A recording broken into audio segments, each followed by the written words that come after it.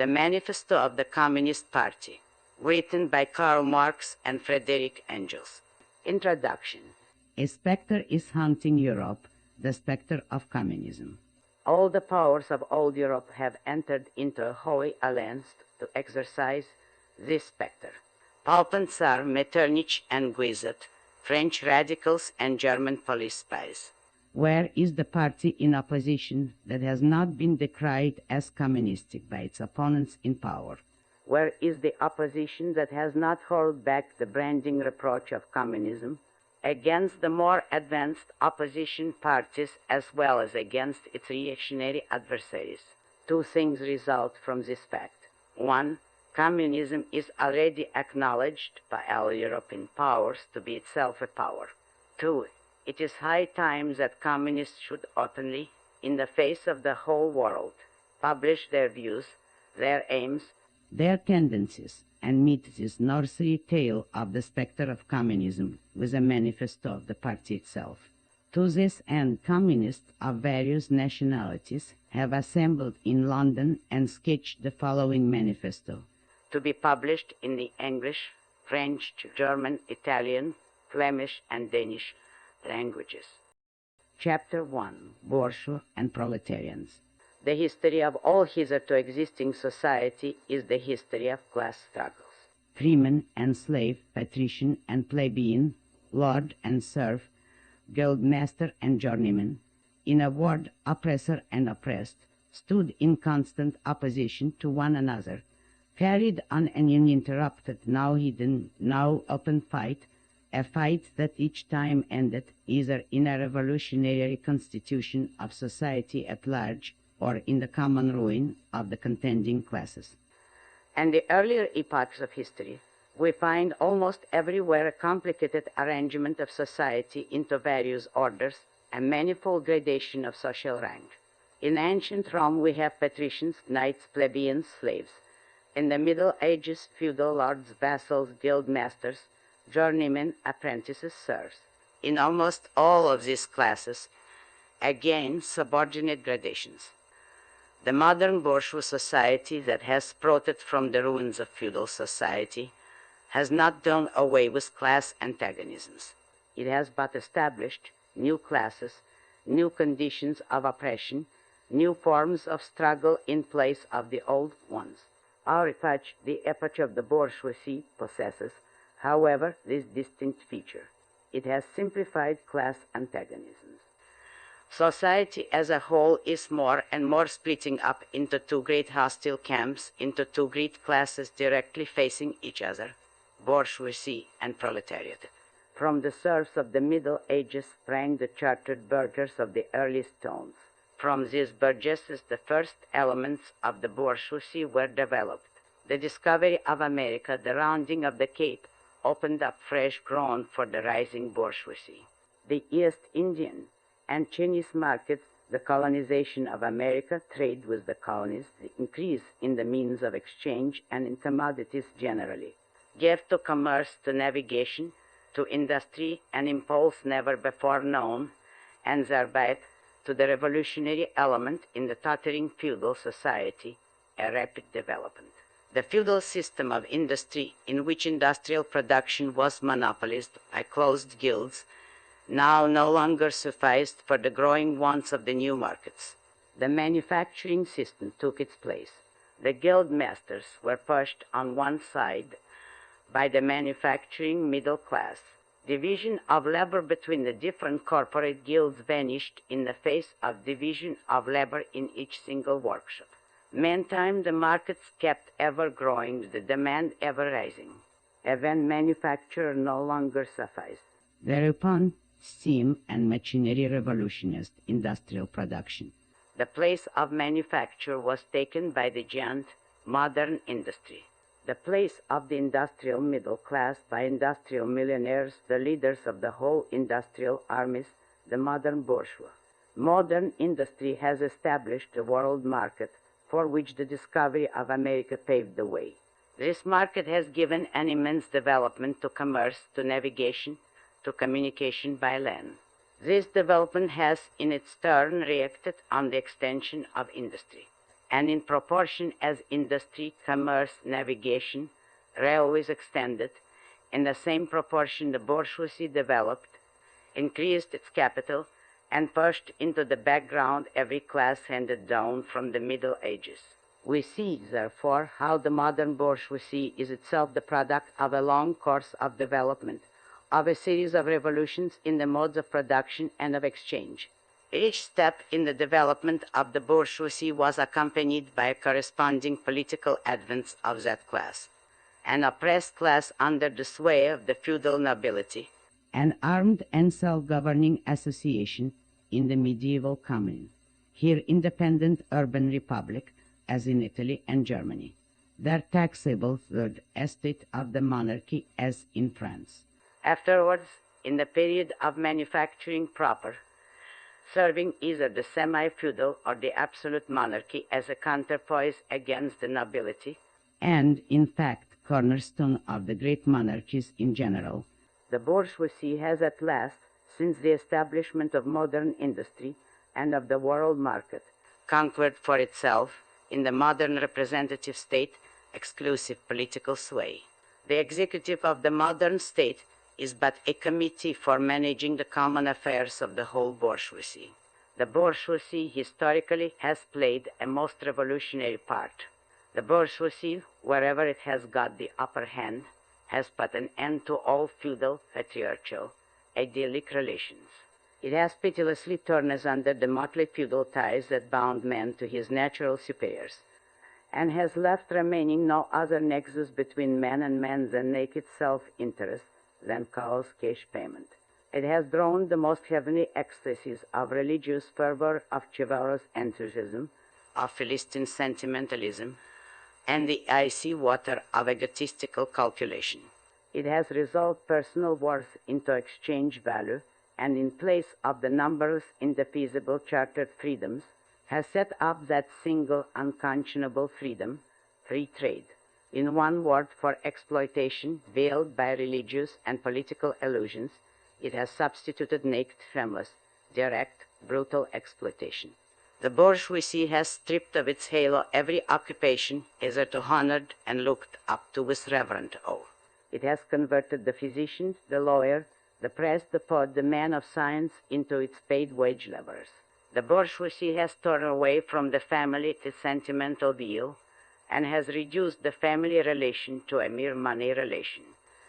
The bourgeoisie has disclosed how it came to pass that the brutal display of vigor in the Middle Ages, which reactionaries so much admire, found its fitting complement in the most slothful indolence. It has been the first to show what man's activity can bring about. It has accomplished wonders for surpassing Egyptian pyramids, Roman aqueducts, and Gothic cathedrals. It has conducted expeditions that put in the shade all former exoduces of nations and crusades. The bourgeoisie cannot exist without constantly revolutionizing the instruments of production, and thereby the relations of production, and with them the whole relations of society. Conservation of the old modes of production in unaltered form was, on the contrary, the first condition of existence for all earlier industrial classes. Constant revolutionizing of production, uninterrupted disturbance of all social conditions, everlasting uncertainty and agitation distinguish the bourgeois epoch from all earlier ones. All fixed, fast frozen relations, with their train of ancient and venerable prejudices and opinions, are swept away, all new formed ones become antiquated before they can ossify. All that is solid melts into air, all that is holy is profaned. And man is at last compelled to face with sober senses his real conditions of life and his relations with his kind. The need of a constantly expanding market for its products chases the bourgeoisie over the entire surface of the globe. It must nestle everywhere, settle everywhere, establish connections everywhere. The bourgeoisie has, through its exploitation of the world market, given a cosmopolitan character to production and consumption in every country. To the great chagrin of reactionists, it has drawn from under the feet of industry the national ground on which it stood. Our old-established national industries have been destroyed or are daily being destroyed. They are dislodged by new industries whose introduction becomes a life and death question for all civilized nations, by industries that no longer work up indigenous raw material, but raw material drawn from the remotest zones. Industries whose products are consumed not only at home, but in every quarter of the globe. In place of the old wants satisfied by the production of the country, we find new wants, requiring for their satisfaction the products of distant lands and climes. In place of the old local and national seclusion and self-sufficiency, we have intercourse in every direction, universal interdependence of nations, and as in material, so also in intellectual production. The intellectual creations of individual nations become common property. National one-sidedness and narrow-mindedness become more and more impossible, and from the numerous national and local literatures, there arises a world literature.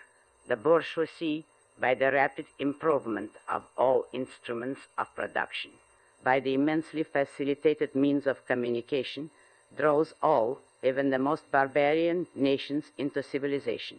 The cheap prices of commodities are the heavy artillery with which it batters down all Chinese walls, with which it forces the barbarians' intensely obstinate hatred of foreigners to capitulate. It compels all nations, on pain of extinction, to adopt the bourgeois mode of production. It compels them to introduce what it calls civilization into their midst, to become bourgeois themselves. In one word, it creates a world after its own image. The bourgeoisie has subjected the country to the rule of the towns. It has created enormous cities, has greatly increased the urban population as compared with the rural, and has thus rescued a considerable part of the population from the idiocy of rural life. Just as it has made the country dependent on the towns, so it has made barbarian and semi-barbarian countries dependent on the civilized ones, nations of peasants on nations of bourgeois, the East on the West. The bourgeoisie keeps more and more doing away with the scattered state of the population, of the means of production and of property. It has agglomerated population, centralized the means of production, and has concentrated property in a few hands. The necessary consequence of this was political centralization. Independent or but loosely connected provinces with separate interests, laws, governments, and systems of taxation became lumped together into one nation with one government, one code of laws, one national class interest, one frontier, and one customs tariff. The bourgeoisie, during its rule of scarce 100 years, has created more massive and more colossal productive forces than have all preceding generations together. Subjection of nature's forces to man, machinery, application of chemistry to industry and agriculture, Steam navigation, railways, electric telegraphs, clearing of whole continents for cultivation, canalization of rivers, whole populations conjured out of the ground, what earlier century had even a presentiment that such productive forces slumbered in the lap of social labor. We see then the means of production and of exchange on whose foundation the bourgeoisie built itself up, were generated in feudal society. At a certain stage in the development of these means of production and of exchange, the conditions under which feudal society produced and exchanged, the feudal organization of agriculture and manufacturing industry, in one word, the feudal relations of property became no longer compatible with the already developed productive forces.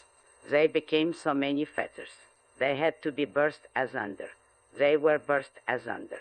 Into their place stepped free competition, accompanied by a social and political constitution adapted in it and the economic and political sway of the bourgeois class.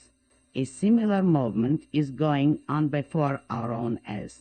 Modern bourgeois society, with its relations of production, of exchange, and of property, a society that has conjured up such gigantic means of production and of exchange is like the sorcerer who is no longer able to control the powers of the netherworld whom he has called up by his spells. For many a decade past, the history of industry and commerce is but the history of the revolt of modern productive forces against modern conditions of production, against the property relations that are the conditions for the existence of the bourgeois and of its rule. It is enough to mention the commercial crises that by their periodical return for the existence of the entire bourgeois society on its trial, each time more threateningly. And this crisis, a great part not only of the existing products, but also of the previously created productive forces, are periodically destroyed. In this crisis, there breaks out an epidemic that, in all earlier epochs, would have seemed an absurdity, the epidemic of overproduction. Society suddenly finds itself put back into a state of momentary barbarism. It appears as if a famine, a universal war of devastation, had cut off the supply of every means of subsistence. Industry and commerce seem to be destroyed. And why? Because there is too much civilization, too much means of subsistence, too much industry, too much commerce. The productive forces at the disposal of society no longer tend to further the development of the conditions of bourgeois property. On the contrary, they have become too powerful for these conditions by which they are fettered, and so soon as they overcome these fetters, they bring disorder into the whole of bourgeois society and endanger the existence of bourgeois property.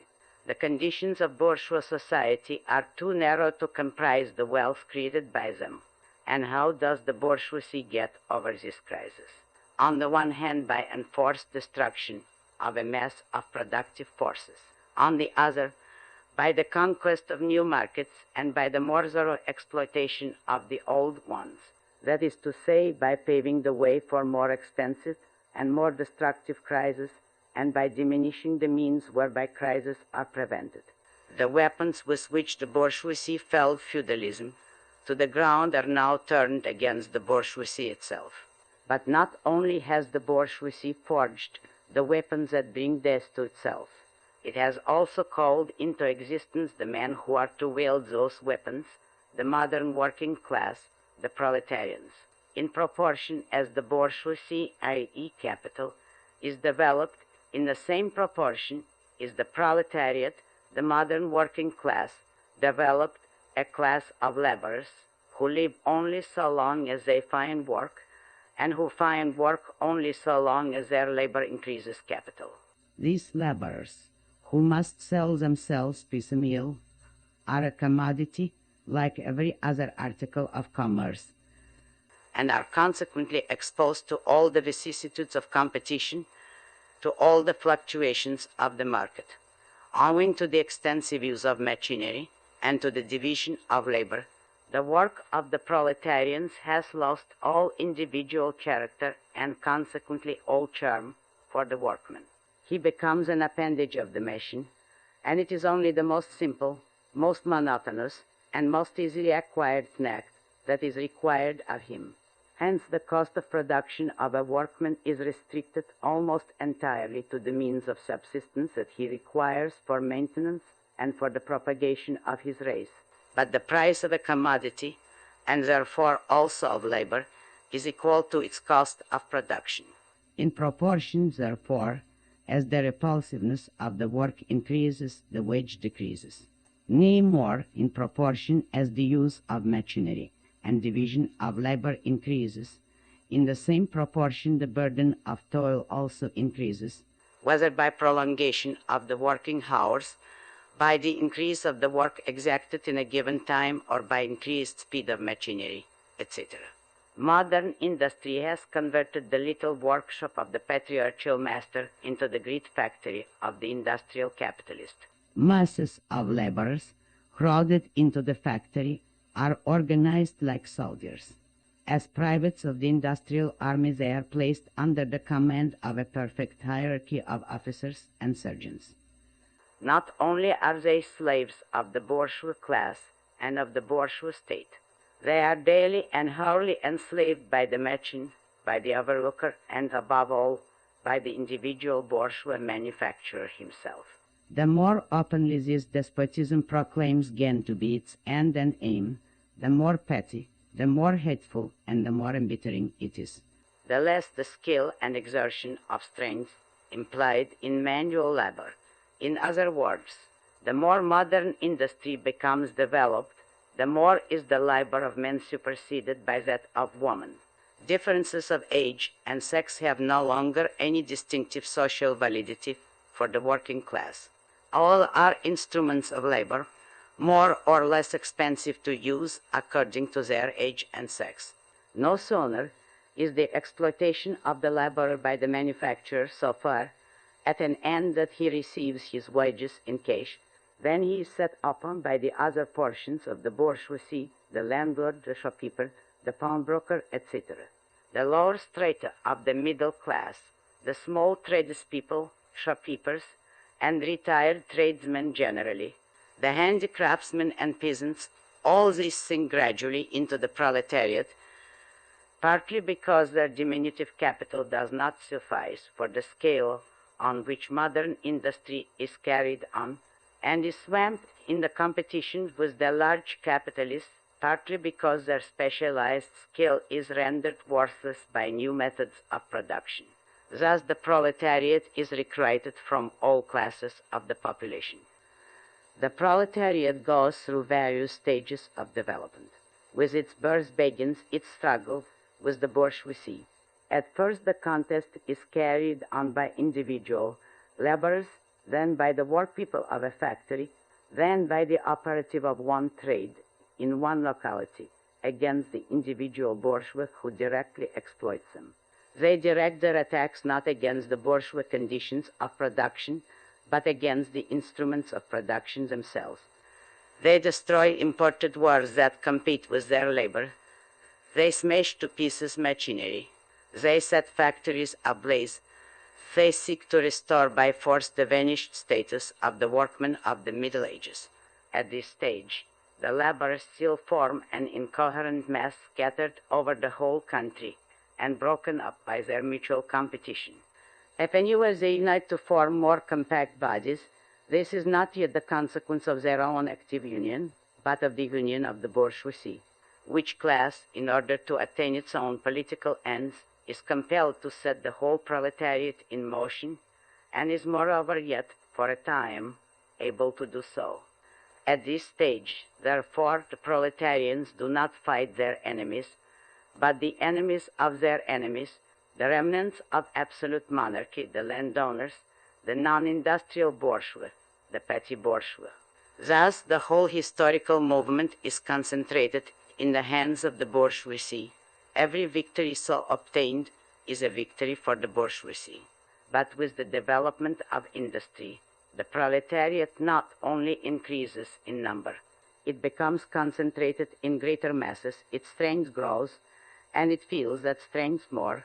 The various interests and conditions of life within the ranks of the proletariat are more and more equalized in proportion as machinery obliterates all distinctions of labor and nearly everywhere reduces wages to the same low level.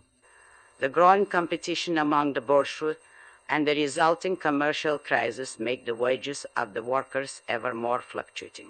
The increasing improvement of machinery, ever more rapidly developing, makes their livelihood more and more precarious. The collisions between individual workmen and individual bourgeois take more and more the character of collisions between two classes. Thereupon, the workers begin to form combinations, trades unions, against the bourgeois. They club together in order to keep up the rate of wages. They found permanent associations in order to make provision beforehand for these occasional revolts. Here and there, the contest breaks out into riots.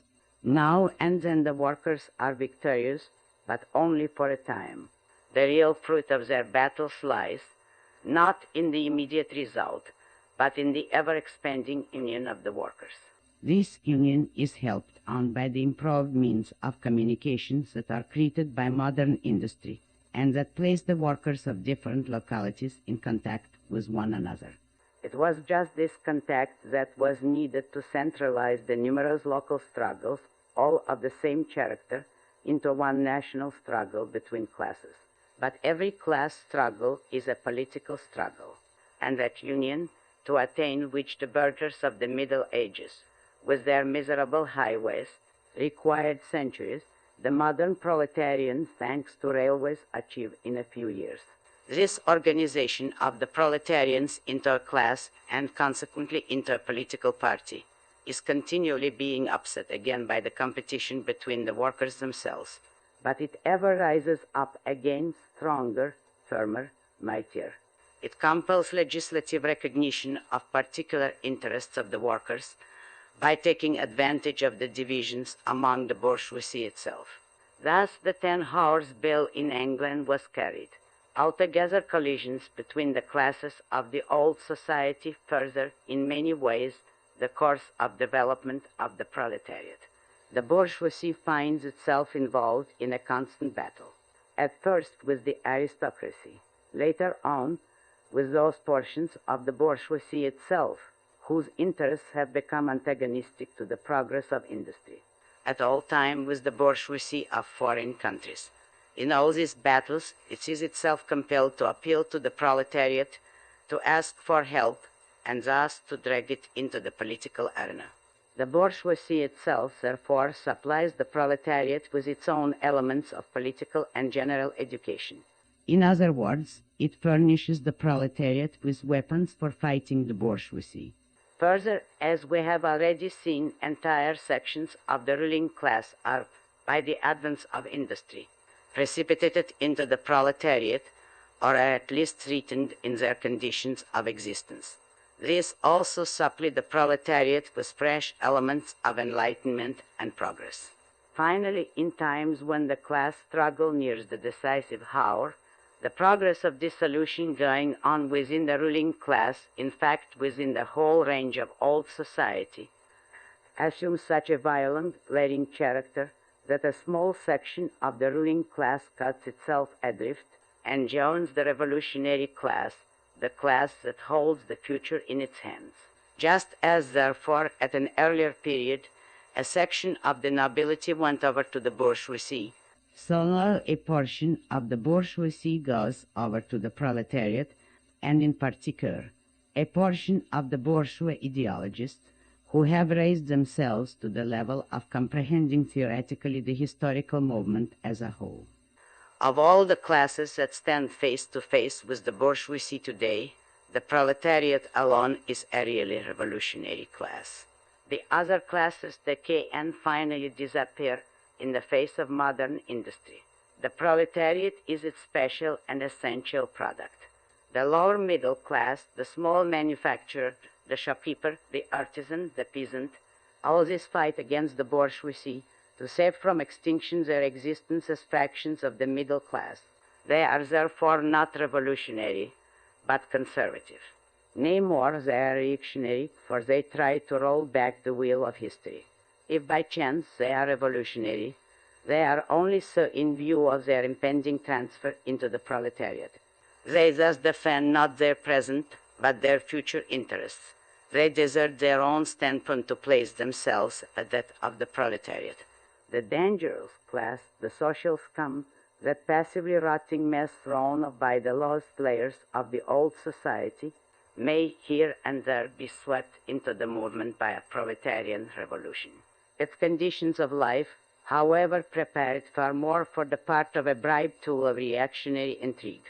In the condition of the proletariat, those of old society at large are already virtually swamped. The proletarian is without property. His relation to his wife and children has no longer anything in common with the bourgeois family relations. Modern industrial labor, modern subjection to capital, the same in England as in France, in America as in Germany, has stripped him of every trace of national character. Law, morality, religion are to him so many bourgeois prejudices, behind which lurk in ambush just as many bourgeois interests.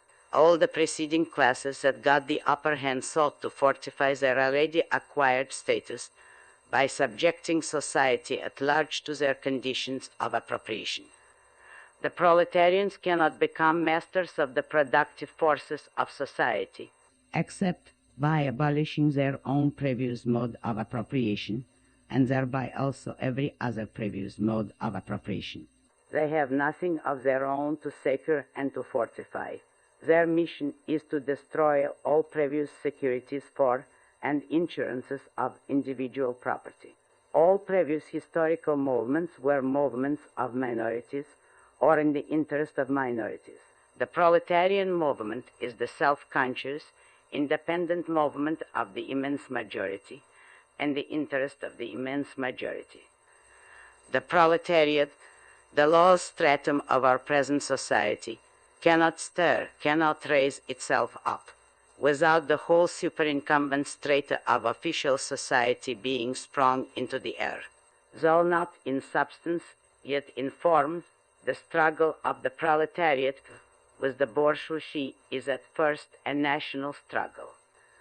The proletariat of each country must, of course, first of all settle matters with its own bourgeoisie.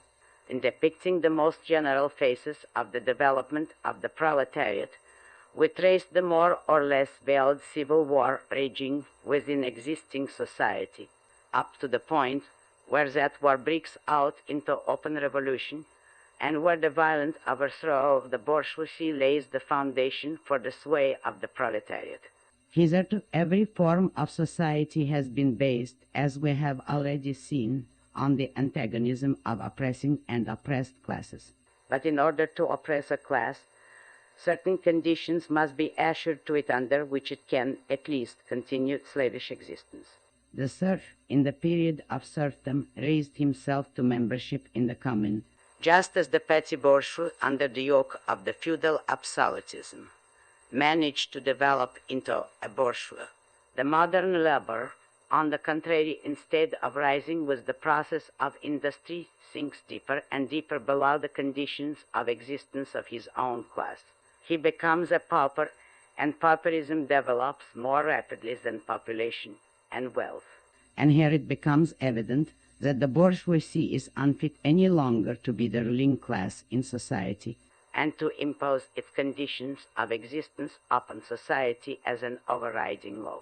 It is unfit to rule because it is incompetent to assure an existence to its slave within his slavery, because it cannot help letting him sink into such a state that it has to feed him instead of being fed by him. Society can no longer live under this bourgeoisie. In other words, its existence is no longer compatible with society. The essential conditions for the existence and for the sway of the bourgeois class is the formation and augmentation of capital. The condition for capital is wage labor. Wage labor rests exclusively on competition between the laborers. The advance of industry, whose involuntary promoter is the bourgeoisie, replaces the isolation of the laborers due to competition by the revolutionary combination, due to association. The development of modern industry therefore cuts from under its feet the very foundation on which the bourgeoisie produces and appropriates products. What the bourgeoisie therefore produces, above all, are its own grave diggers. Its fall and the victory of the proletariat are equally inevitable. Chapter 2. Proletarians and Communists. In what relation do the communists stand to the proletarians as a whole? The communists do not form a separate party opposed to the other working class parties. They have no interests separate and apart from those of the proletariat as a whole. They do not set up any sectarian principles of their own by which to shape and move the proletarian movement. The communists are distinguished from the other working class parties by this only. 1. In the national struggles of the proletarians of the different countries, they point out and bring to the front the common interests of the entire proletariat, independently of all nationality. 2. In the various stages of development which the struggle of the working class against the bourgeoisie has to pass through, they always and everywhere represent the interests of the movement as a whole. The communists, therefore, are on the one hand practically the most advanced and resolute section of the working class parties of every country, that section which pushes forward all others. On the other hand, theoretically, they have over the great mass of the proletariat the advantage of clearly understanding the line of march, the conditions, and the ultimate general results of the proletarian movement. The immediate aim of the communists is the same as that of all other proletarian parties: formation of the proletariat into a class, overthrow of the bourgeois supremacy, conquest of political power by the proletariat. The theoretical conclusions of the communists are in no way based on ideas or principles that have been invented or discovered by this or that would be universal reformer. They merely express in general terms actual relations springing from an existing class struggle, from a historical movement going on under our very eyes. The abolition of existing property relations is not at all a distinctive feature of communism. All property relations in the past have continually been subject to historical change consequent upon the change in historical conditions. The French Revolution, for example, abolished feudal property in favor of bourgeois property. The distinguishing feature of communism is not the abolition of property generally, but the abolition of bourgeois property. But modern bourgeois private property is the final and most complete expression of the system of producing and appropriating products that is based on class antagonisms, on the exploitation of the many by the few. In this sense, the theory of the communists may be summed up in the single sentence: abolition of private property. We communists have been reproached with the desire of abolishing the right of personally acquiring property as the fruit of a man's own labor, which property is alleged to be the groundwork of all personal freedom, activity, and independence. Hard-won, self-acquired, self-earned property. Do you mean the property of petty artisans and of the small peasant, a form of property that preceded the bourgeois form? There is no need to abolish it. The development of industry has to a great extent already destroyed it and is still destroying it daily. Or do you mean the modern bourgeois private property? But does wage labor create any property for the laborer? Not a bit.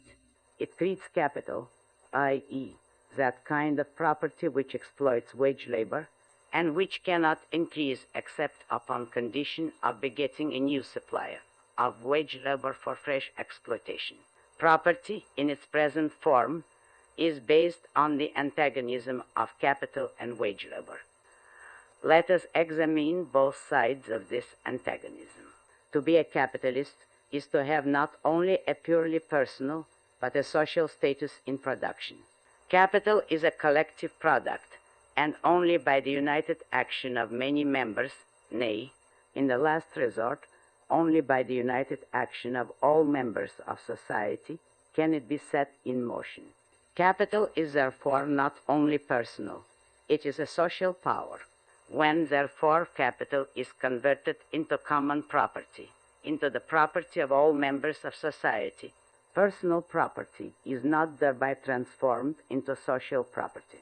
It is only the social character of the property that is changed. It loses its class character. Let us now take wage labor. The average price of wage labor is the minimum wage, i.e., that quantum of the means of subsistence which is absolutely requisite to keep the laborer in bare existence as a laborer.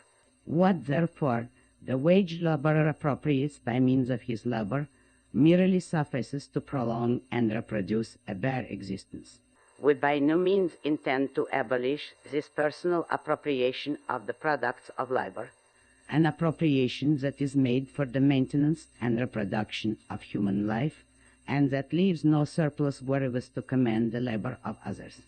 All that we want to do away with is the miserable character of this appropriation, under which the laborer lives merely to increase capital, and is allowed to live only in so far as the interest of the ruling class requires it.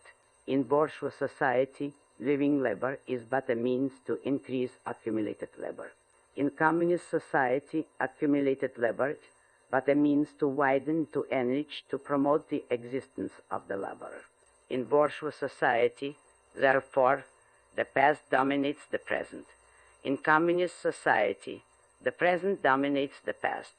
In bourgeois society, capital is independent and has individuality, while the living person is dependent and has no individuality. And the abolition of this state of things is called by the bourgeois abolition of individuality and freedom, and rightly so. The abolition of bourgeois individuality, bourgeois independence, and bourgeois freedom is undoubtedly aimed at. By freedom is meant, under the present bourgeois conditions of production, free trade, free selling and buying. But if selling and buying disappears, free selling and buying disappears also. This talk about free selling and buying and all the other brave words of our bourgeois about freedom in general have a meaning, if any, only in contrast with restricted selling and buying, with the fettered traders of the Middle Ages, but have no meaning when opposed to the communistic abolition of buying and selling, of the bourgeois conditions of production, and of the bourgeoisie itself. You are horrified at our intending to do away with private property. But in your existing society, private property is already done away with for 9/10 of the population. Its existence for the few is solely due to its non-existence in the hands of those 9/10. You reproach us, therefore, with intending to do away with a form of property, the necessary condition for whose existence is the non-existence of any property for the immense majority of society. In one word, you reproach us with intending to do away with your property. Precisely so.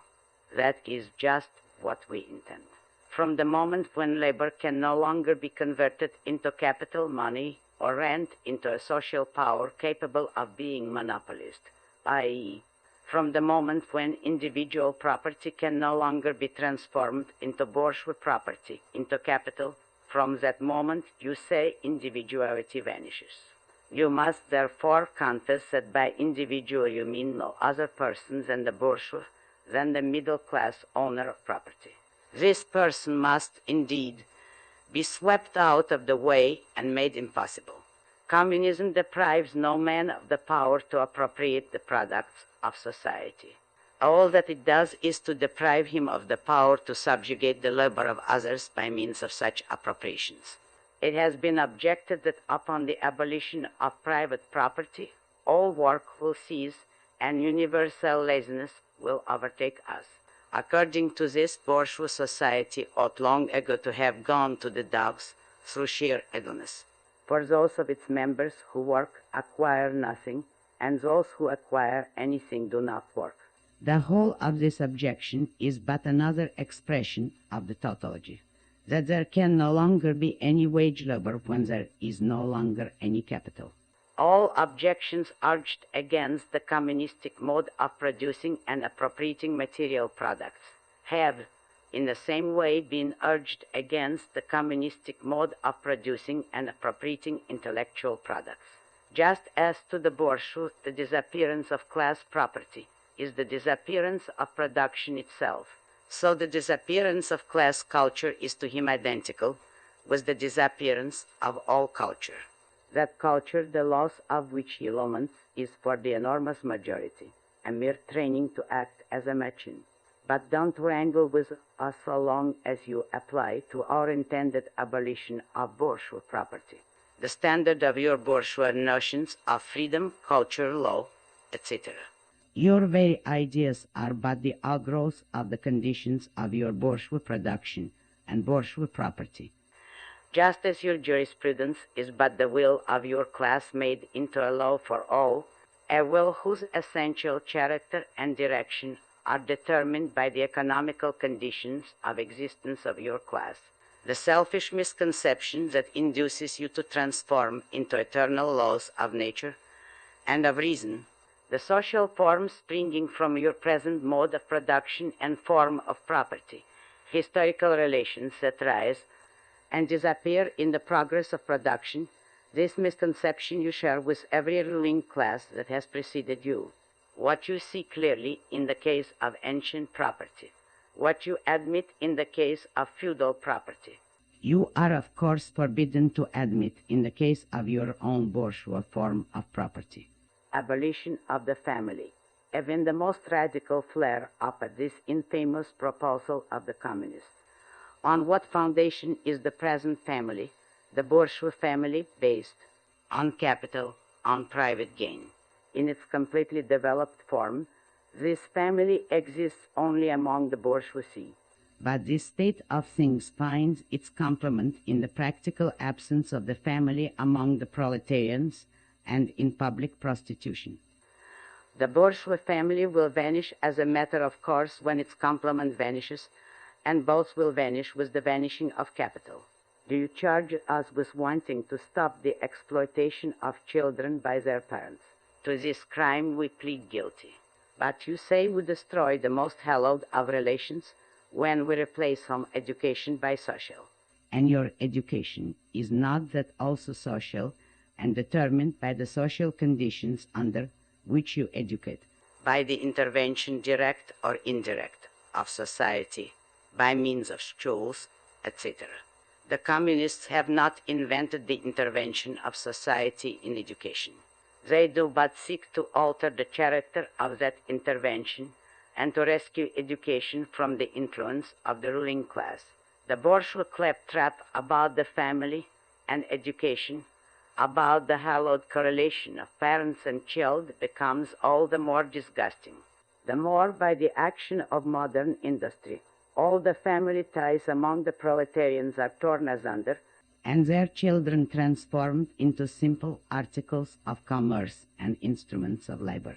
But you communists would introduce community of women, screams the bourgeoisie in chorus.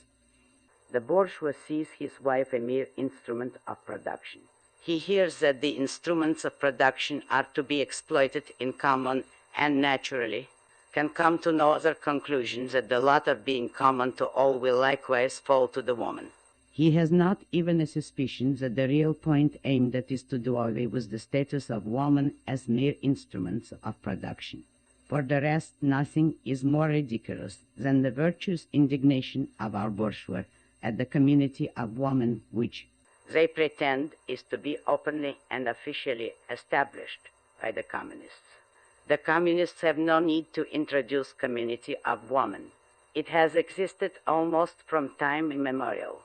Our bourgeois, not content with having wives and daughters of their proletarians at their disposal, not to speak of common prostitutes, take the greatest pleasure in seducing each other's wives. Bourgeois marriage is, in reality, a system of wives in common, and thus, at the most, what the communists might possibly be reproached with is that they desire to introduce, in substitution for a hypocritically concealed and openly legalized community of women. For the rest, it is self-evident that the abolition of the present system of production must bring with the abolition of the community of women springing from that system, i.e. of prostitution, both public and private. The communists are further reproached with desiring to abolish countries and nationality. the working men have no country. We cannot take from them what they have not got. Since the proletariat must first of all acquire political supremacy, must rise to be the leading class of the nation, must constitute itself the nation, it is so far itself national, though not in the bourgeois sense of the word. National differences and antagonism between peoples are daily more and more vanishing owing to the development of the bourgeoisie, to freedom of commerce, to the world market, to uniformity in the mode of production and in the conditions of life corresponding thereto. The supremacy of the proletariat will cause them to vanish still faster. United action of the leading civilized countries, at least, is one of the first conditions for the emancipation of the proletariat. In proportion as the exploitation of one individual by another will also be put an end to, the exploitation of one nation by another will also be put an end to. In proportion as the antagonism between classes within the nation vanishes, the hostility of one nation to another will come to an end. The charges against communism made from a religious, a philosophical, and generally from an ideological standpoint are not deserving of serious examination. Does it require deep intuition to comprehend that man's ideas, views, and conception, in one word, man's consciousness, changes with every change in the conditions of his material existence, in his social relations, and in his social life? What else does the history of ideas prove than that intellectual production changes its character in proportion as material production is changed?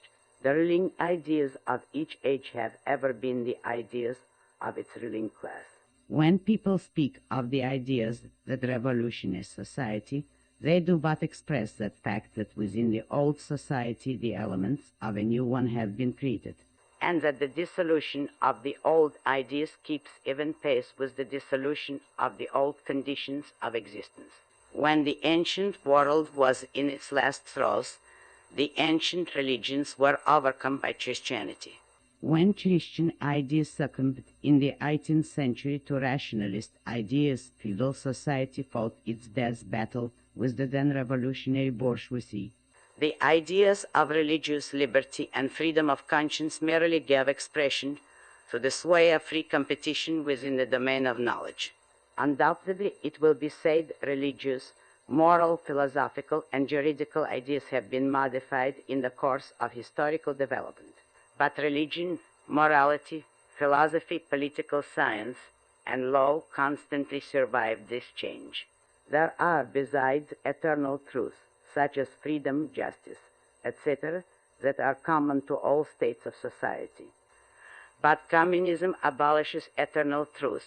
It abolishes all religion and all morality instead of constituting them on a new basis. It therefore acts in contradiction to all past historical experience. What does this accusation reduce itself to? The history of all past society has consisted in the development of class antagonisms that assume different forms at different epochs.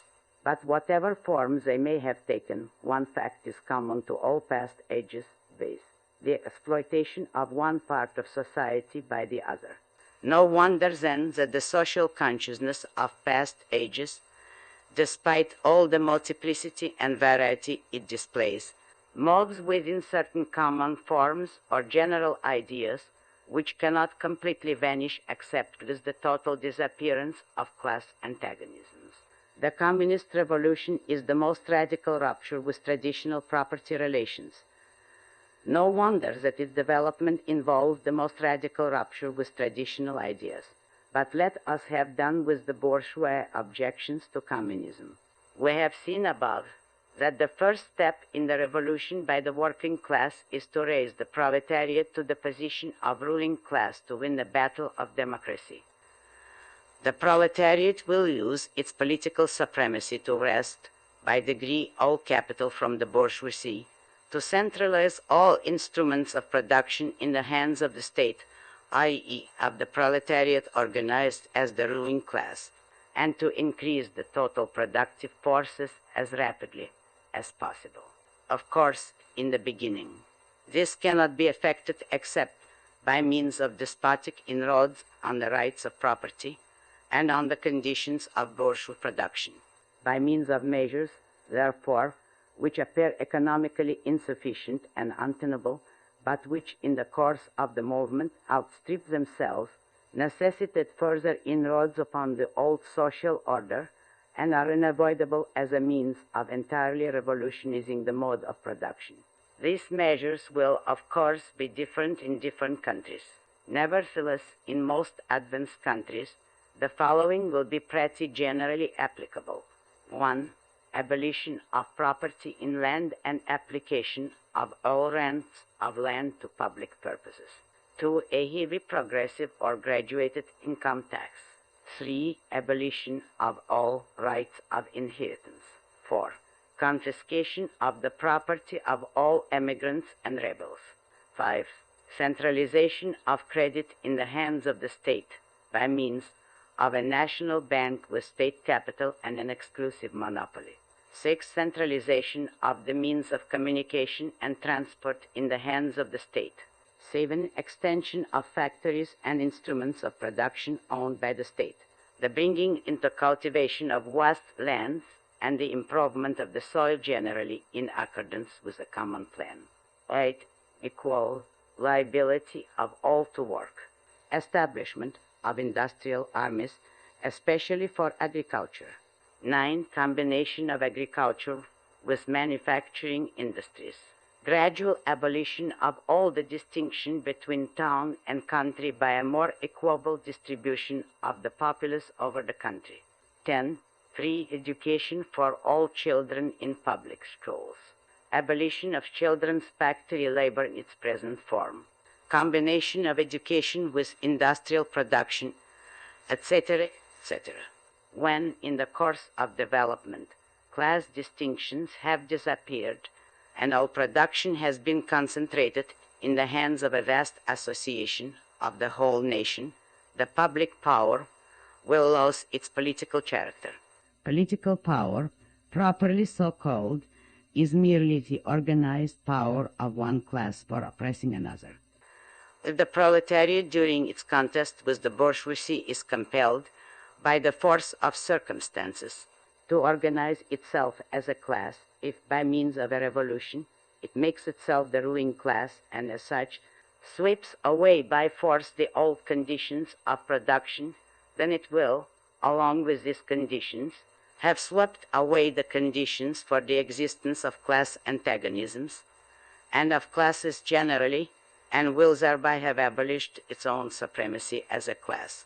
In place of the old bourgeois society, with its classes and class antagonisms, we shall have an association in which the free development of each is the condition for the free development of all.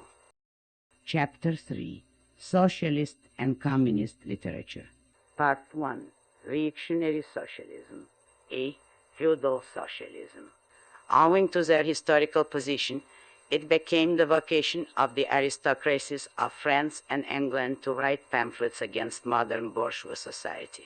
In the French Revolution of July 1830 and in the English Reform agitation, these aristocracies again succumbed to the hateful upstart. Thenceforth, a serious political struggle was altogether out of the question. A literary battle alone remained possible. But even in the domain of literature, the old cries of the Restoration period had become impossible. In order to arouse sympathy, the aristocracy was obliged to lose sight, apparently, of its own interests, and to formulate their indictment against the bourgeoisie in the interest of the exploited working class alone. Thus the aristocracy took their revenge by singing lampoons on their new masters and whispering in his ear sinister prophecies of coming catastrophe. In this way arose feudal socialism. Half lamentation, half lampoon, half an echo of the past, half menace of the future. At times by its bitter, witty, and incisive criticism, striking the bourgeoisie to the very heart's core, but always ludicrous in its effect through total incapacity to comprehend the march of modern history. The aristocracy, in order to rally the people to them, waved the proletarian alms beg in front for a banner. But the people, so often as it joined them, saw on their hindquarters the old feudal coats of arms, and deserted with loud and irreverent laughter. One section of the French Legitimists and New England exhibited this spectacle. In pointing out that their mode of exploitation was different to that of the bourgeoisie, the feudalists forgot that they exploited under circumstances and conditions that were quite different and that are now antiquated. In showing that under their rule the modern proletariat never existed, they forget that the modern bourgeoisie is the necessary offspring of their own form of society.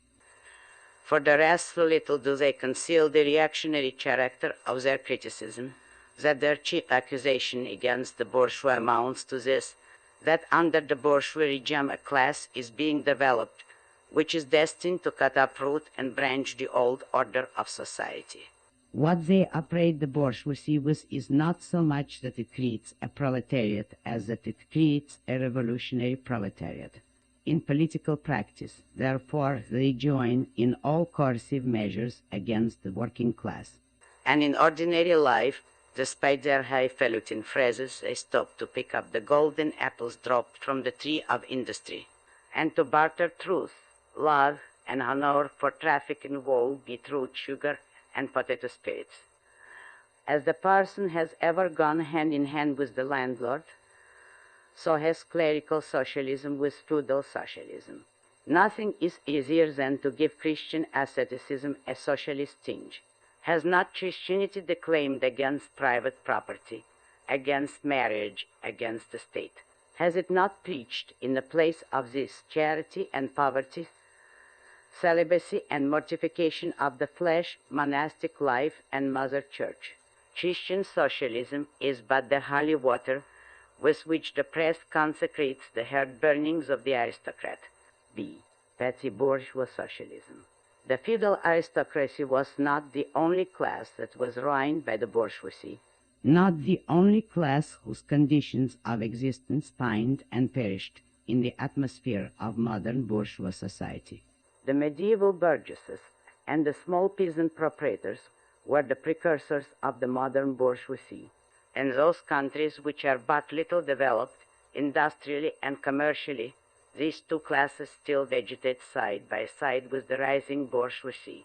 In countries where modern civilization has become fully developed, a new class of petty bourgeois has been formed, fluctuating between proletariat and bourgeoisie and ever renewing itself as a supplementary part of bourgeois society.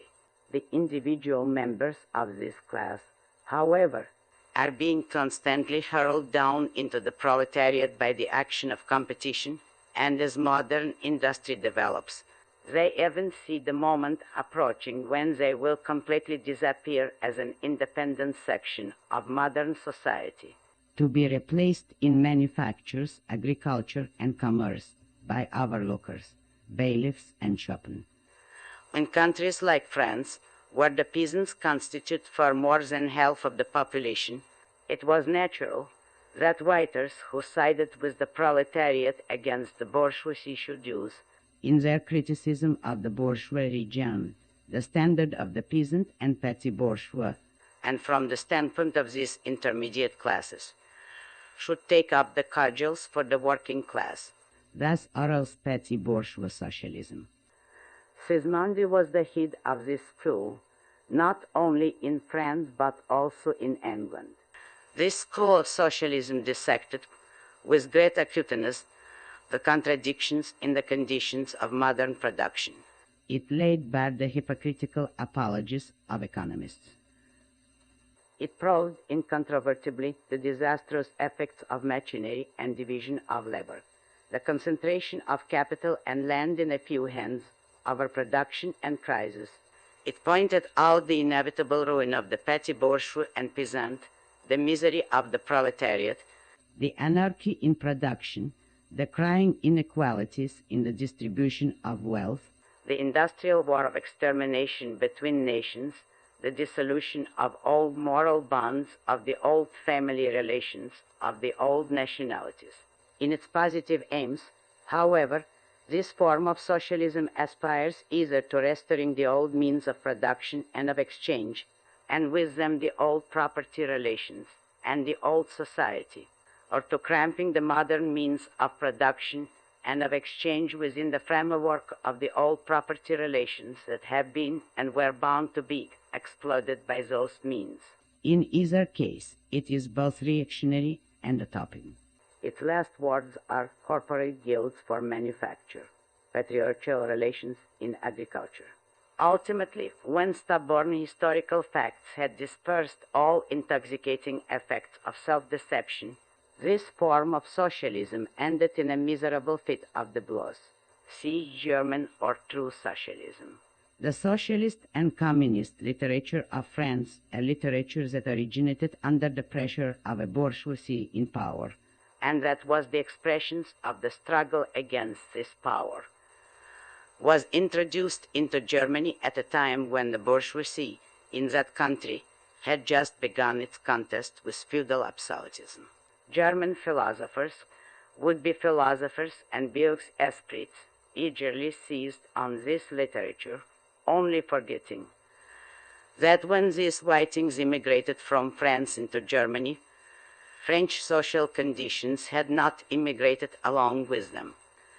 In contact with German social conditions, this French literature lost all its immediate practical significance and assumed a purely literary aspect. Thus, to the German philosophers of the 18th century, the demands of the First French Revolution were nothing more than the demands of practical reason in general, and the utterance of the will of the revolutionary French bourgeoisie signified, in their eyes, the laws of pure will, of will as it was bound to be, of true human will generally. The work of the German literacy consisted solely in bringing the new French ideas into harmony with their ancient philosophical conscience, or rather, in annexing the French ideas without deserting their own philosophic point of view. This annexation took place in the same way in which a foreign language is appropriated, namely by translation. It is well known how the monks wrote silly lives of Catholic saints over the manuscripts on which the classical works of ancient heathendom had been written. The German literature reversed this process with the profane French literature. They wrote their philosophical nonsense beneath the French original. For instance, beneath the French criticism of the economic functions of money, they wrote Alienation of Humanity. And beneath the French criticism of the bourgeois state, they wrote Dethronement of the Category of the General, and so forth. The introduction of these philosophical phrases at the back of the French historical criticisms, they dubbed it philosophy of action, true socialism, German science of socialism, philosophical foundation of socialism, and so on. The French socialist and communist literature was thus completely emasculated, and since it ceased in the hands of the German to express the struggle of one class with the other, he felt conscious of having overcome French one-sidedness and of representing not true requirements, but the requirements of truth. Not the interests of the proletariat, but the interests of human nature, of man in general, who belongs to no class, has no reality, who exists only in the misty realm of philosophical fantasy. This German socialism, which took its schoolboy tasks seriously and solemnly, and extolled its poor stock in trade in such a mountebank fashion, meanwhile gradually lost its pedantic innocence. The fight of the Germans, and especially of the Prussian bourgeoisie, against feudal aristocracy and absolute monarchy, in other words, the liberal movement, became more earnest.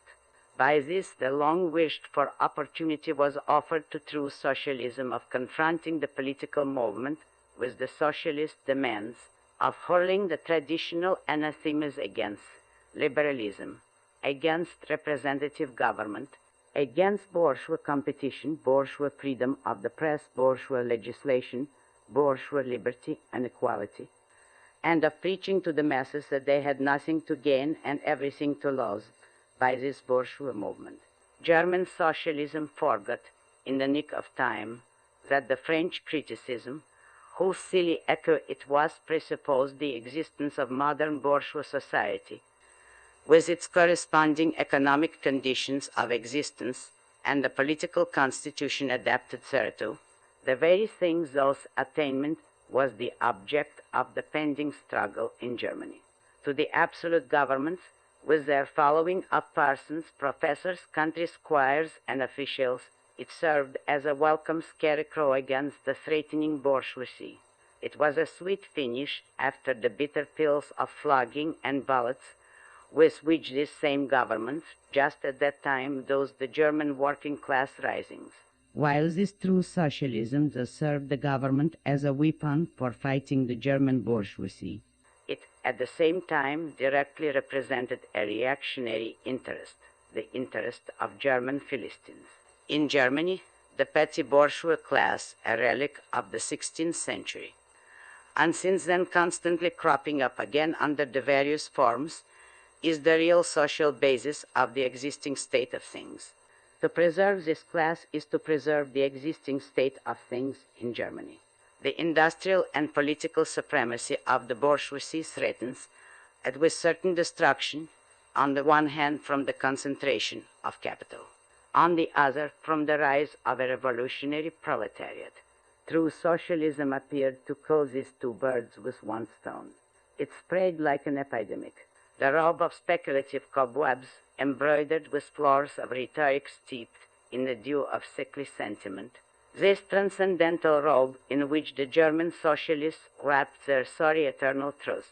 All skin and bone serve to wonderfully increase the sale of their goods amongst such a public. And on its part, German socialism recognized more and more its own calling as the bombastic representative of the petty bourgeois Philistine. It proclaimed the German nation to be the model nation, and the German petty Philistine to be the typical man.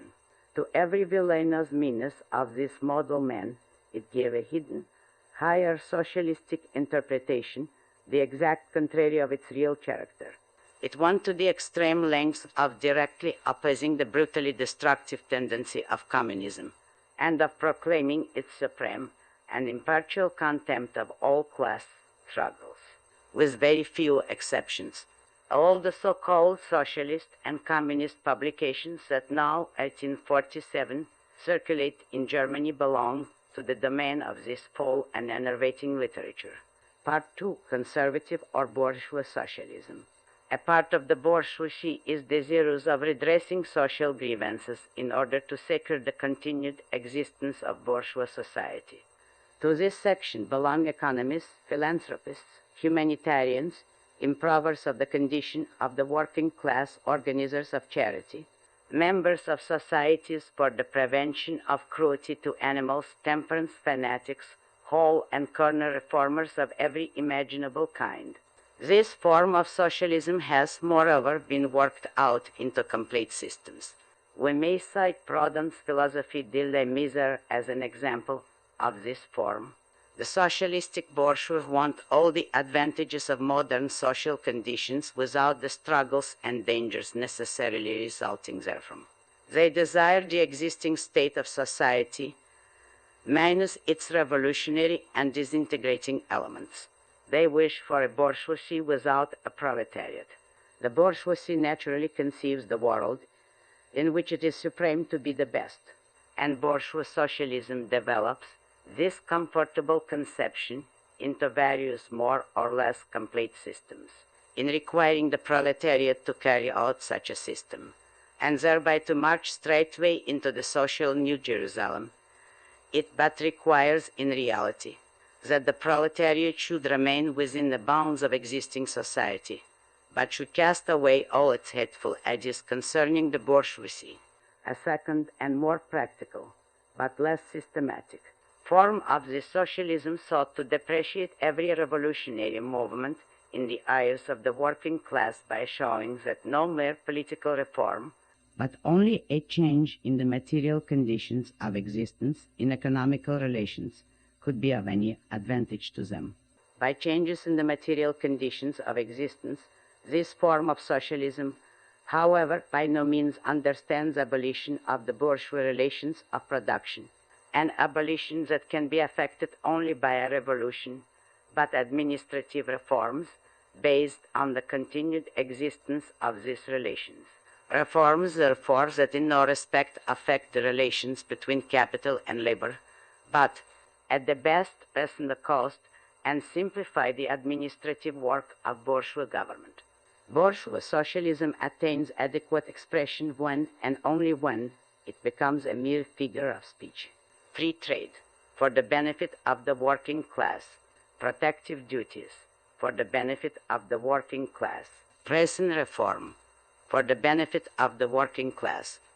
This is the last word and the only seriously meant word of bourgeois socialism. It is summed up in the phrase, the bourgeois is a bourgeois for the benefit of the working class. Part 3. Critical Utopian Socialism and Communism. We do not here refer to that literature which, in every great modern revolution, has always given voice to the demands of the proletariat, such as the writings of Babov and others. The first direct attempts of the proletariat to attain its own ends, made in times of universal excitement, when feudal society was being overthrown, necessarily failed owing to the then undeveloped state of the proletariat, as well as to the absence of the economic conditions for its emancipation, conditions that had yet to be produced and could be produced by the impending bourgeois epoch alone. The revolutionary literatures that accompanied these first movements of the proletariat had necessarily a reactionary character. It inculcated universal asceticism and social leveling in its crudest form. The socialist and communist systems, properly so called, those of Saint Simon, Fourier, Owen, and others, spring into existence in the early undeveloped period, described above of the struggle between proletariat and bourgeoisie, see section 1, bourgeois and proletarians. The founders of these systems see, indeed, the class antagonisms, as well as the action of the decomposing elements in the prevailing form of society. But the proletariat, as it in its infancy, offers to them the spectacle of a class without any historical initiative or any independent political movement. Since the development of class antagonism keeps even pace with the development of industry, the economic situation, as they find, it does not as yet offer to them the material conditions for the emancipation of the proletariat. They therefore search after a new social science, after new social laws that are to create these conditions. Historical action is to yield to their personal inventive action. Historically created conditions of emancipation to fantastic ones, and the gradual spontaneous class organization of the proletariat to an organization of society specially contrived by these inventors. Future history resolves itself, in their eyes, into the propaganda and the practical carrying out of their social plans. In the formation of their plans, they are conscious of caring chiefly for the interests of the working class as being the most suffering class. Only from the point of view of being the most suffering class does the proletariat exist for them. The undeveloped state of the class struggle, as well as their own surroundings, causes socialists of this kind to consider themselves for superior to all class antagonisms. They want to improve the condition of every member of society, even that of the most favored. Hence they habitually appeal to society at large without the distinction of class, nay, by preference to the ruling class. For how can people, when once they understand their system, fail to see in it the best possible plan of the best possible state of society? Hence they reject all political, and especially all revolutionary action. They wish to attain their ends by peaceful means, necessarily doomed to failure, and by the force of example, to pave the way for the new social gospel. Such fantastic pictures of future society, painted at a time when the proletariat is still in a very undeveloped state and has but a fantastic conception of its own position, correspond with the first instinctive yearnings of that class for a general reconstruction of society. But these socialist and communist publications contain also a critical element. They attack every principle of existing society. Hence they are full of the most valuable materials for the enlightenment of the working class. The practical measures proposed in them, such as the abolition of the distinction between town and country, of the family, of the carrying on of industries for the account of private individuals, and of the wage system, the proclamation of social harmony, the conversion of the function of the state into more superintendence of production. All these proposals point solely to the disappearance of class antagonisms, which were, at that time, only just cropping up, and which, in these publications, are recognized in their earliest indistinct and undefined forms only. These proposals, therefore, are of a purely utopian character. The significance of critical utopian socialism and communism bears an inverse relation to historical development. In proportion as the modern class struggle develops and takes definite shape, this fantastic standing apart from the contest, this fantastic attacks on it lose all practical value and all theoretical justification. Therefore, also the originators of these systems were, in many respects, revolutionary. Their disciples have, in every case, formed mere reactionary sects. They hold fast by the original views of their masters in opposition to the progressive historical development of the proletariat. They therefore endeavor, and that consistently, to deaden the class struggle and to reconcile the class antagonisms. They still dream of experimental realization of their social utopias, of founding isolated phalansteres, of establishing home colonies, or setting up a little Icaria, do the Simo editions of the New Jerusalem, and to realize all these castles in the air, they are compelled to appeal to the feelings and purses of the bourgeois. By degrees, they sink into the category of the reactionary or conservative socialists depicted above, differing from this only by more systematic pedantry and by their fanatical and superstitious belief in the miraculous effects of their social science. they therefore violently oppose all political action on the part of the working class. Such action, according to them, can only result from blind unbelief in the new gospel. The Owenites in England and the Fourierists in France, respectively, oppose the Chartists and the Reformists. Chapter 4. Position of the Communists in relation to the various existing opposition parties. Section 2 has made clear the relations of the Communists to the existing working class parties, such as the Chartists in England and the Agrarian Reformers in America. The Communists fight for the attainment of the immediate aims, for the enforcement of the momentary interests of the working class. But in the movement of the present, they also represent and take care of the future of that movement. In France, the Communists ally with the Social Democrats against the conservative and radical bourgeoisie, reserving, however, the right to take up a critical position in regard to phases and illusions traditionally handed down from the Great Revolution.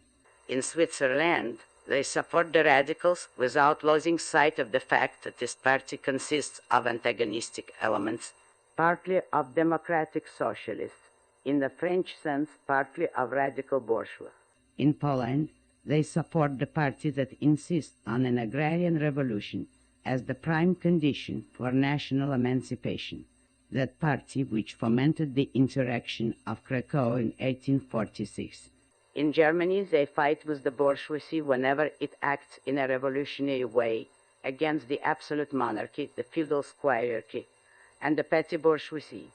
But they never cease for a single instant to instill into the working class the clearest possible recognition of the hostile antagonism between bourgeoisie and proletariat, in order that the German workers may straightway use, as so many weapons against the bourgeoisie, the social and political conditions that the bourgeoisie must necessarily introduce along with its supremacy, and in order that, after the fall of the reactionary classes in Germany, the fight against the bourgeoisie itself may immediately begin. The Communists turn their attention chiefly to Germany because that country is on the eve of a bourgeois revolution that is bound to be carried out under more advanced conditions of European civilization, and with a much more developed proletariat than that of England was in the 17th, and France in the 18th century, and because the bourgeois revolution in Germany will be but the prelude to an immediately following proletarian revolution. In short, the Communists everywhere support every revolutionary movement against the existing social and political order of things. In all these movements, they bring to the front as the leading question in each the property question, no matter what its degree of development at the time. Finally, they labor everywhere for the union and agreement of the democratic parties of all countries. The communists disdain to conceal their views and aims. They openly declare that their ends can be attained only by the forcible overthrow of all existing social conditions. Let the ruling classes tremble at a communistic revolution. The proletarians have nothing to lose but their chains. They have a world to win. Working men of all countries, unite.